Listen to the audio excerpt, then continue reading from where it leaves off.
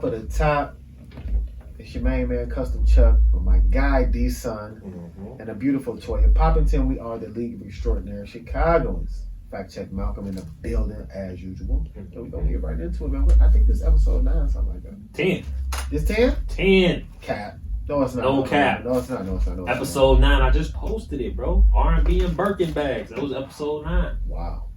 Man. 10. A nice 10. Early. A nice song, a nice quick 10. Nice round number. Fake ass decade. Yeah. And on the 10th album, we will be talking about mainly was, covering every news outlet, everyone's news feed, everyone's post, everyone's life in the presidential election. Biden versus Trump. I think it's in the last waning moments of it. It's still going down as we speak right now. Yeah, it's the third day, right? Yeah, so everything's close as cheese. So we're going to see what happens, man. Biden is in the league as of now. 253, 213. And it's been like that for a minute. We're still waiting for some other states to really clock in with all their votes. So that's the big controversy now. Votes being counted in certain places and right. getting in time and things like that. But yeah, so how you feel about that? Are you really into the... I'm not really too much into politics, but I had an interesting conversation with somebody who told me hey, you got a nonprofit now. You might not know it, but you in politics. Yeah. Politics is business. Yeah, you know what I mean? Okay. So I'm not gonna sit up here and say I'm one of them motherfuckers who know XYZ. You know what I mean? Uh-huh. The little that I do know is very, very, very little. Uh-huh. Yeah.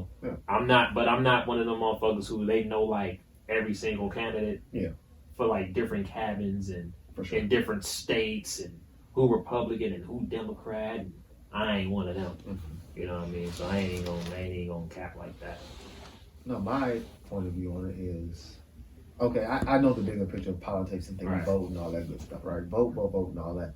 But my ideology, and I always say whenever I talk politics, is take care of your house first, right? Mm. No matter what Biden or Trump decides, the people we are and the people we see every day, we're not really affected by it that much. Let's talk about that, because there's been a lot of backlash and shit talking on social media that I've noticed it more this year, this election, than I have when Obama was running, last year when it was Trump, not last year, but 4 years ago when it was Trump and Hillary. Yeah. Shit, I don't even know people talking like that when it was Gore and Bush. Mm-hmm. You know what I mean? But this is the first time, not the first time, but I've never seen it as much as I have for this particular election, when everybody is basically saying what you was about to say. My vote don't count, that shit don't matter. Well, I'm not saying you was about to say that. No, the vote counts, but I mean as far as... it reaching you, the policies that they're talking about. It ain't reaching you in the hood. If you vote in the presidential election, I'm all for that. Cool. But you definitely have to be voting in your local elections. In your district, in your county, in your, things like that, in your state. Those really, really affect you, and the federal things affect you to a certain extent as well, don't get me wrong. And they have to do that. But if you are going to be this passionate about the federal election, and you should be, because Trump's policies is kind of whatever, off the wall or whatever, be that passionate about the shit that affects your direct crib, your direct house, your direct city, your direct county, your direct state, because that's the roads, the hospitals, the taxes, the schools, all those things that directly affect you and your family. Right. Be passionate about that as well. And that's what I am. So I vote in all the local shit. When it gets to the bigger stuff, I'm not that rich yet. Hopefully I will be. Right. And then it affects me and I'm like, okay, cool. But I mean, at that point, I and plus I studied law. I went to law school, so I know how this shit kind of works. So I know how much of it to kind of pay attention to, and how much of it I know it's just almost like entertainment. It's just almost like a production. Okay, I don't need to care about that or see that. Yeah. I know what this is going to mean. That's why I say vote at the local level as passionately as you do at the federal level, because that's what affects you. Do people really, especially of our caliber, for lack of a better word, really, to use that word passionately, are they really voting passionately? No, they're following a trend passionately. Mm. Just like they do. Fake outrage and shit, and fake enthusiasm or whatever. I mean, how many people are posting that little sticker, I voted? That's the thing. Let me make sure I post it, because they don't want to be left out. Fear of being left out, right? I don't want to be the one that didn't post it. I voted sticker on my chest and everybody see that I participated. That's the mob mentality. Oh, I just want to participate. Why are you even voting? Do you know what you're doing? Who you voted for? And the ballot is just the presidential. You didn't vote for nobody else. So you voted for the president. You think that's going to affect your life, but you didn't vote for none of the local officials in your county, your cook, your state, your nothing, your district, your nothing. The shit that's gonna Right. reach you, Yeah. A1 first. Okay. You know what I mean? You don't even know who your governor is. Who is the governor of where you at?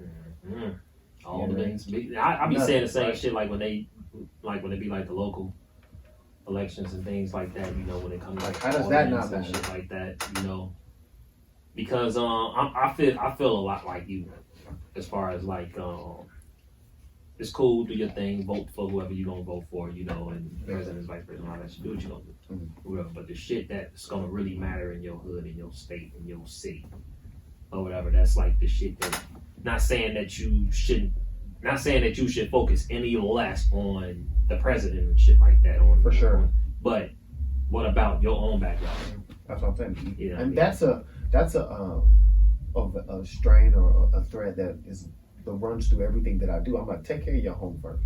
Right? Take care of your little village. Take care of what you can absolutely control first before you expound upon all that shit. You know what I mean? Like the federal level, it affects you, but the people who make the taxes on the food that you buy every single day affects you a lot more. The groceries you buy every single day are determined by the cook. You see all the damn taxes you see on them receipts when you buy the groceries. Make sure you're figuring out who the hell deciding that before you're talking about, overseas, policies on, trading. That ain't got shit to do with you.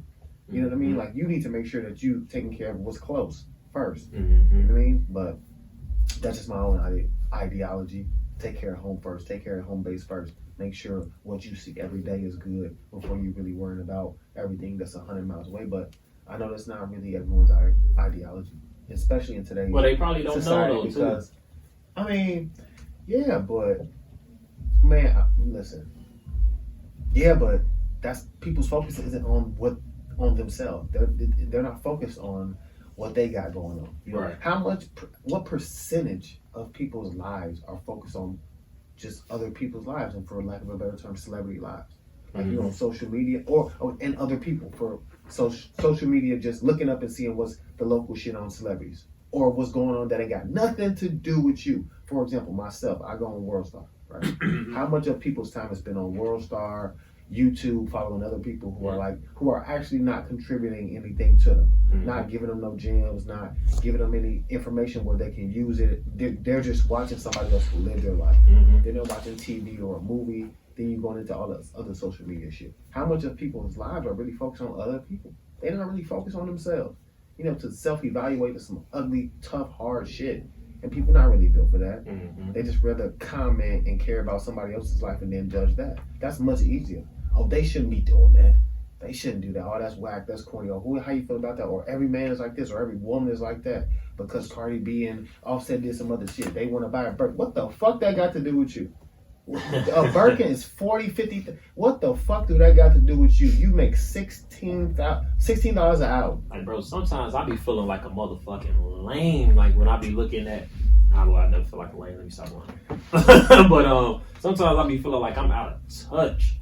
Like, when I be looking at my news feed or my Twitter feed or whatever, and to see the shit that people be talking about, I be like, you know what I mean? And you would think that, with us doing this podcast and the shit that we talk about, culture and arts and shit like that, entertainment and stuff like that, that, I should be hip to that shit. But in reality, I'm really not. Yeah. I don't give a fuck, bro. I mean, I don't care what these people doing. They're just other people. You know what I mean? I don't care about the people down the street, just like I don't care about Offset and Cardi in LA, California. You know what I'm saying? I respect them. I mean, I may be entertained by something if it comes across my screen, but I'm not going to actively pursue following of their life. Yeah, I can't do it, bro. I never.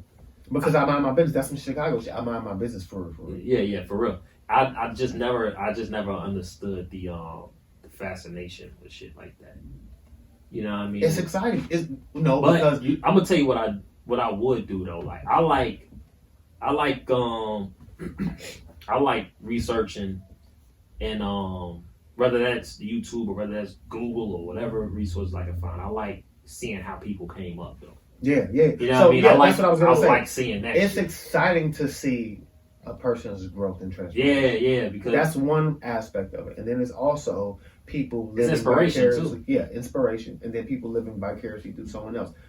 let's just blunt. 99% of the country is never gonna buy Rolls Royce, Wraith, Bentley, etc. They're never gonna be able to buy a Rolex cash money walking. They're never going to be able to buy first class tickets. They're never going to be able to do that. So they live vicariously through these other people. That's fine. You know what I'm saying? But it gets kind of skewed and it gets kind of crazy when, you know, they hold these people to a higher standard of just a regular person. They just get to do other shit that I can't do because I don't got no money. You know what I'm saying? They also can't do shit that I can do. Like, they can't walk through the grocery store and not be bothered. They can't walk down and enjoy, you know, a sunset or walk down and enjoy the lakefront just totally by themselves, autonomous. A lot of these celebrities will give up a lot of money to just be regular again. You know what I'm saying? I think and that's the flip side of the coin. Yeah, I was just about to say that. I think that's an interesting dynamic where you have the people who don't have that they don't have that glitz or glamour lifestyle. They want it, or they, like you said, live vicariously through it because they get to see it firsthand, even though they're not, you know, even though it's not them or whatever. But on the flip side, that person who is living the life that you would like to live is actually, they would actually love to live how you live. Yeah. You know what I mean? Take their kids to school and be able to grocery shop and be able to drive and sit at a restaurant. And, you know what I mean? And all that shit. Some motherfuckers really want to be normal. Yeah, that's why, I saw it. I lived it in Los Angeles. Had the blessing to be associated with some very successful people, very famous people. And it's good to see that from, you know, like a fly on the wall, like kind of the guy in the room, because it's like, okay, I got to decide how successful I want to be, how famous I want to be. I know that I don't want to be too famous because I like to just back away. I like to have my own time. I like to just be kind of, you know, I be feeling away sometimes. I be in my feelings. If I had to, every time I walked out of my door, you know, have to be signing autographs and shit, one of them days I'm gonna smack somebody in the face, like, get the fuck out of my face, G. Like, I just had a, you know what I'm saying, some type of situation in the crowd. I can't hold it in, like, move the fuck around. So it's like, you get to see that. But from that perspective, you get to see how much a person appreciates just autonomy.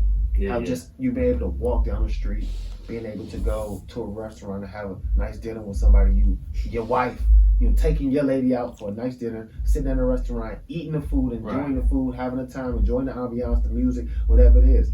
That's very rare once you get to a certain level. So, you know, it's a flip side of the coin. All that money and all that fame, people think they want to be, you know, recognized all the time until a motherfucker trying to give you a handshake and trying to get an autograph while you're taking a piss in the bathroom. You're like, yo, what the fuck is you doing?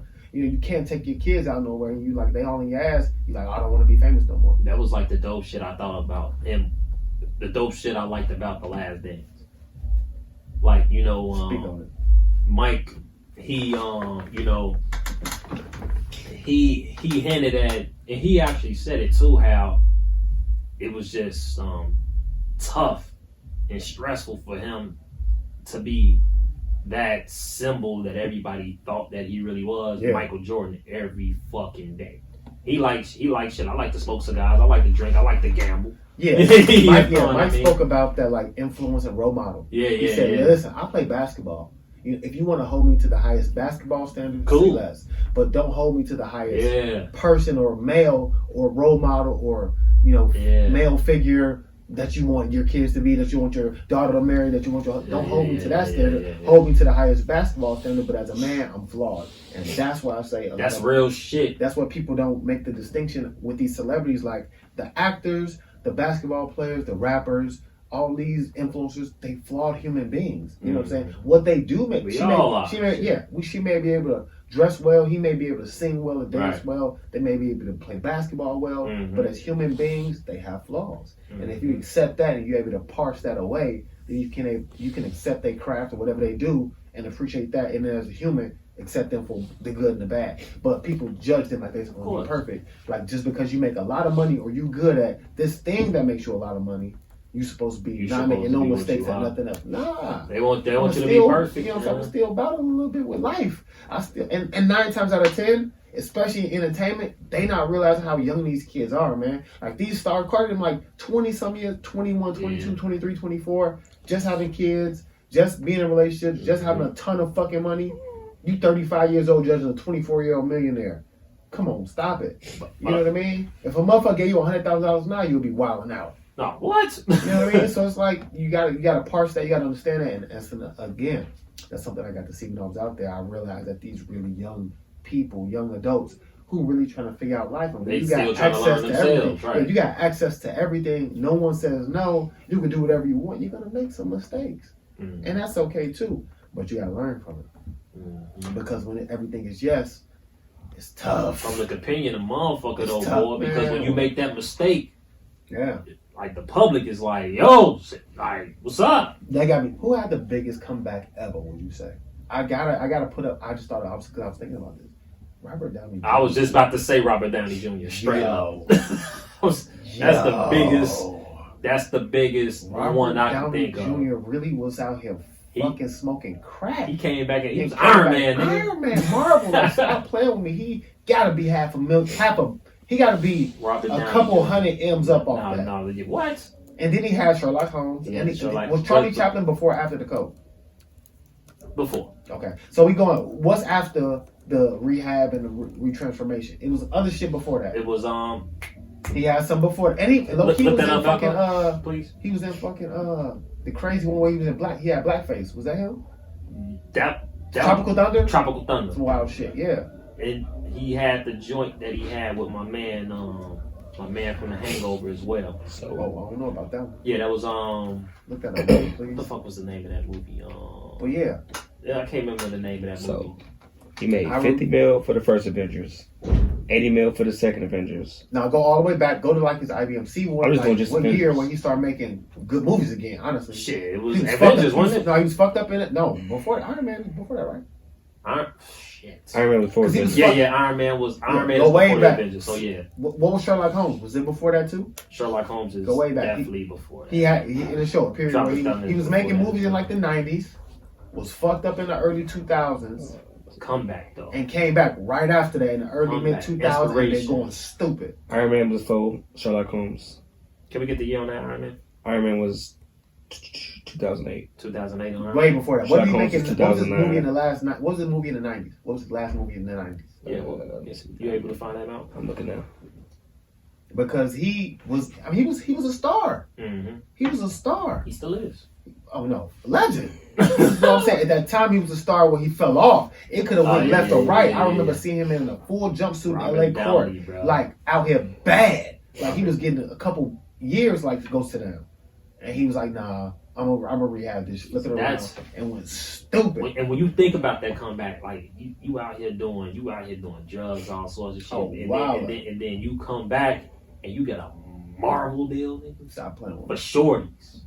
Stop playing with me. Like you get Man. you know what I mean? Like Once they make draws in Walmart, you look like it's Iron Man draw. yeah. Once they make draws in Walmart, that you said you stupid. I like seeing shit like that, man. I like seeing motherfuckers bounce back. I fucks with it the long way. Yeah. Like when I look at celebrities, like I said, I like to see. It's something I can't motherfuckers honor. come Though. up, bro. It's I like something to I see can't motherfuckers honor come though. back. Well, now I'll talk about that, but Malcolm, You it's got something I can't honor though. But I'll talk about that in a Who, second. Robert Downey? No, not Robert Downey, but specifically somebody who come back who I can't honor because he did some bogus ass wild shit who I can't fuck with for. No. But I like him. Hold on. Malcolm, Talk oh, your wait. shit. No. We live, baby. He had Natural Born Killers. What year was that? What year was Natural that? Born Killers was in the Marshals. 90s, right? U.S. Marshals 98 and Natural Born Killers was 94. See, Yeah, well, that's what and there was a gap. He didn't make movies for a couple years. What was the next one after like that? Like it was It was like 94. Zodiac or some shit. It was that shit he had with Buddy. 94. It was a nice little gap to Mhm. 98. Zodiac was in like 2003, maybe. Let me see. Let me go. I just saw. Hold on. I'm just right back. Zodiac was. Where'd it just go? Disappeared. that's when he was fucked It was up. just up there. He was fucked up when he did. 2007. Huh? He was fucked Zodiac was 2007. See? Okay, so he came back with Zodiac. What was after Zodiac? Then it had the. That's when the fucking Zodiac, Iron Man. then Iron Man. Yeah. Zodiac to Iron Man. Yeah, got a stain. Mm-hmm. Totally got a stain. Like that was 8-9 years. He fucked up. Fucked up. All right, but talk that shit you was about to say. Like, Charlie you Sheen, know, he out here giving motherfuckers Charlie Sheen. that pack. I like can't Charlie fuck- Sheen, Listen, man. when I moved to California, But didn't he say in Listen, that? Didn't he I say he moved to didn't? I moved to California. I moved to Calabasas. You got it. I went to a gas station. I was gassing up the Range Rover. Autobiography, champagne. Go interior was peach. Talk your shit. Other shit. Talk your shit. I'm in a gas station in Calabasas. Right? Wait, hold on. You said Peach and Terry? Yeah, it was peach. Peach interior. Mauve. Maybe you heard Jay-Z talk about it. It's called Mauve. M-A-U-V-E. It's a Range Rover autobiography. Shout out my girl Ale. Okay. So I was in the range. Went to get some gas and some swishers. And Cadillac pulls up. And it's Charlie Sheen. Mm-hmm. And I'm thinking in my head, like, of all the wild shit I've seen in my life, this is the type wildest shit. Because he was out here giving motherfuckers full-blown HIV. Dude. Wow. Like, and now he's just walking the gas station free. Got his driver with his little old school Cadillac. Come on now, we ain't gonna do that, man. That's what you mean. Charlie, you got me.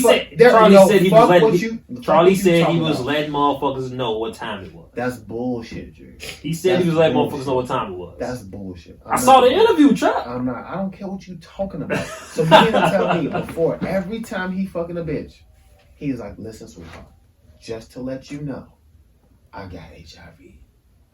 What you want to do? Oh, it's cool. You really think he off coke, heroin, the best drugs, the best drink, the biggest celebrity, fucked up. He giving them fair warning and consent before any time. That's what he said in the interview. So I'm telling you, he a motherfucking lie. That's what he said. That's why I believe Charlie Sheen. Well, I don't believe him. Charlie Sheen is my man. So as 2.5 Men is my shit. Listen, I love the show. That's what I'm telling you. I can't honor his comeback because the 2.5 Men shit is crazy. Ashton blew it. That shit. The 2.5 Men joint was crazy. I fuck with the show. That's why I say we talked about a comeback who I couldn't really rock with, and that's one of them. Charlie Sheen, bro. I can't honor that. I can't honor that, bro. I can't honor the HIV to the female, bro. What is you doing? You wildin'. You fucked up out. No, fuck Charlie Sheen, bro. I seen him and he trying to. No, fuck that. Charlie Sheen, I don't fuck with him. And he trying to like cut me a little bit, like I was like don't do that, G. He like, trying to cut you when you pulled up. Like, don't do that. Don't do that. I'll beat the shit out you. Charlie, he trying to cut you in the gas station. That's a fact, G. And I know the gas station's a shell off the left. I'll beat the shit out of Charlie Sheen, bro. What you all with Charlie? Laverne Rose, they all. Hey, if you out there, you know that. I'll beat this. It's a Taco Bell right there. I will beat the shit out of Charlie Sheen. That's what you on? Yeah, he got an old school Cadillac like he like that in a black suit and shit. It was hot as fuck outside. He was like that. Nah, I slapped the Charlie fuck out. Sheen. It was like 2 years ago. They got me fucked up. Hey Charlie, He was man. giving, Hey Charlie, I fuck with females you, that thing, boy. That fucking magic. Come on, man. He said he was letting them know. Fuck out of here. I ain't saying this right. If you believe that, you crazy as hell, D-son. He was every time before he getting some cheeks, after some buns, he finna tell him, listen, sweetheart. Hold on before we do this. I got that back. I just want to let you know. I got that. That's That stick with you. That's forever. I got that forever, sweetheart. It's gonna be a memory you gonna have for forever. And he ain't scrapping up. You know he ain't got no condoms. Little freaky ass out of here. They Fuck said that Charlie nigga Sheen, was a man. wild boy. Fuck Charlie Sheen, bro. Said Charlie Sheen was That's a wild big boy, fact, bro. man. I'm off Charlie Sheen, man. Talk to me about something else. What you on with Charlie though, man? Talk to me about something else.